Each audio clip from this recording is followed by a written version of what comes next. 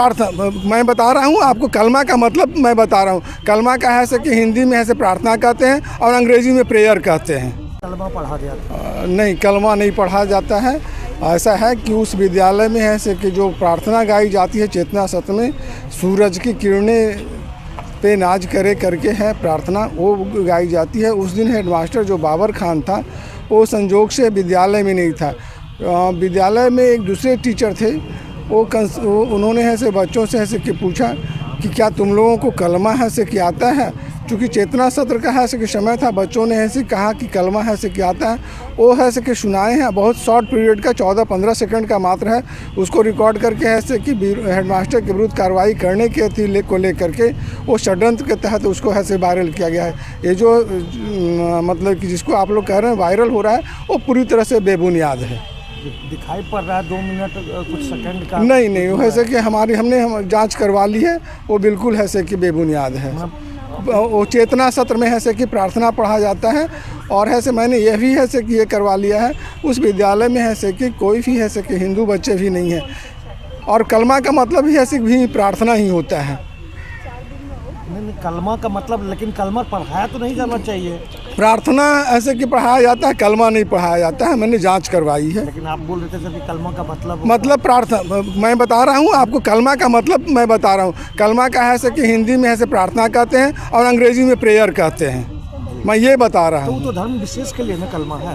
नहीं, प्रार्थना है से कि कलमा का मतलब है से प्रार्थना है। अब धर्म विशेष के लिए से सब तो अब कोई बाह्य गुरु जी का प्रार्थना करता है, हम लोग है से कि अपने धर्म के लोगों का ऐसे प्रार्थना करते हैं, और चर्च में है से ईसा मसीह का ऐसे प्रार्थना करता है।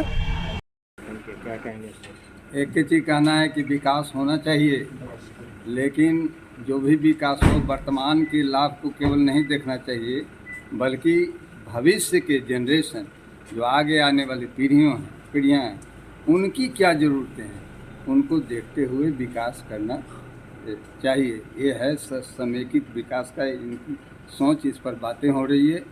चाहे वो केमिस्ट्री में जानते हैं ना, रसायन तो शुरू से हमारे जीवन का मतलब बहुत चीज़, उसके बिना हम जीवित नहीं रह सकते। दवाइयाँ नहीं बन सकती, फर्टिलाइज़र जो आप देखते हैं उत्पादन नहीं बढ़ाया जा सकता। बहुत सारी चीज़ें जीवन की रक्षा के लिए, पेड़ पौधों की रक्षा के लिए ज़रूरी है। लेकिन ये लोग केमिस्ट्री डिपार्टमेंट को मैंने कहा है कि आप लोग अंतर्राष्ट्रीय सेमिनार कर रहे हैं। 2 दिनों के अंतर्राष्ट्रीय सेमिनार में इस बात की चर्चा होनी चाहिए कि कैसा विकास करें अपने विभाग में या रसायन शास्त्र में, किस प्रकार का विकास होना चाहिए जिसमें कि न सिर्फ वर्तमान को लाभ हो, बल्कि भविष्य में आने वाली पीढ़ियों को लाभ हो, शोधकर्ताओं को लाभ हो, छात्र छात्राओं को लाभ हो, और पूरे समाज को लाभ हो। आज कला केंद्र ई लाइब्रेरी का उद्घाटन हुआ, और समर चैरिटेबल ट्रस्ट पटना के सहयोग से हम लोगों ने इस लाइब्रेरी की शुरुआत की है। कला केंद्र इस पूरे पूर्वी बिहार में पहले से ही आर्ट और कल्चर को लेकर सक्रिय रहा है, और एक नया आयाम इस लाइब्रेरी का जुड़ गया। इसके माध्यम से जो वंचित तबके के बच्चे हैं, जो कहीं और पैसा देकर लाइब्रेरी नहीं ज्वाइन कर सकते हैं, वो यहाँ पढ़ पाएंगे। और जो आधुनिक समय है जिसमें कि हमारा नेट का बहुत बड़ा योगदान होता है पढ़ाई लिखाई में, जानकारी प्राप्त करने में, तो उसकी सुविधा यहाँ मुफ्त में उनको मिल पाएगी। तो ये ई लाइब्रेरी की शुरुआत है। उसके साथ साथ जो कला से जुड़ी हुई पुस्तकें हैं वो भी यहाँ उपलब्ध होंगी। तो कला, साहित्य और जो अन्य ज्ञान की चीज़ें हैं वो यहाँ प्राप्त कर सकते हैं। तकनीकी रूप में क्या क्या सुविधा है यहाँ? तकनीकी रूप में हम लोगों ने अभी वाईफाई को लगवाया है, वाईफाई की सुविधा है यहाँ। और एक तो शांत वातावरण है, बैठकर पढ़ाई कर सकते हैं, खुद की भी अलग जो उनका सब्जेक्ट है उसकी पढ़ाई वो कर सकते हैं। उसके साथ साथ हम लोग अलग अलग विषयों के एक्सपर्ट को बीच बीच में बुलाएंगे, जो यहाँ पढ़ने वाले जो स्टूडेंट हैं उसके साथ वो संवाद करेंगे और उस विषय के बारे में बताएंगे। और उस विषय से जुड़ी हुई अगर कोई किताब, महत्वपूर्ण पुस्तकें होंगी, उसको भी वो प्रेस्क्राइब करेंगे। तो ये 2 तरफा फ़ायदा यहाँ के छात्रों को मिलेगा।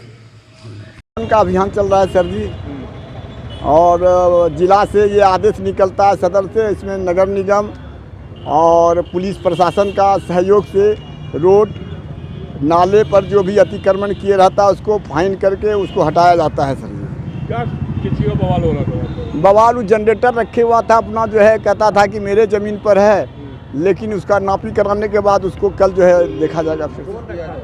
वो डॉक्टर राजमणि के वहाँ पर है एक्सरे ऑफिस के पास।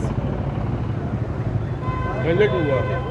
झंझट नहीं हुआ है, कहता था दवा ठुकता था कि मेरे ज़मीन पर है, लेकिन वो नाले के ही पास धरा हुआ है। उनको बोले कि हटा लीजिए, तो वो बहुत सा बात उलट सुलट सब बात बोलने लगे। तो हम लोग जो है उनको कह के चले आए हैं कि आप कल तक इसको हटा लीजिए, नहीं तो ज़बरदस्ती हम लोग हटाएंगे। मेरा नाम शंकराचार्य उपाध्याय है, नगर निगम अतिक्रमण शाखा प्रभारी।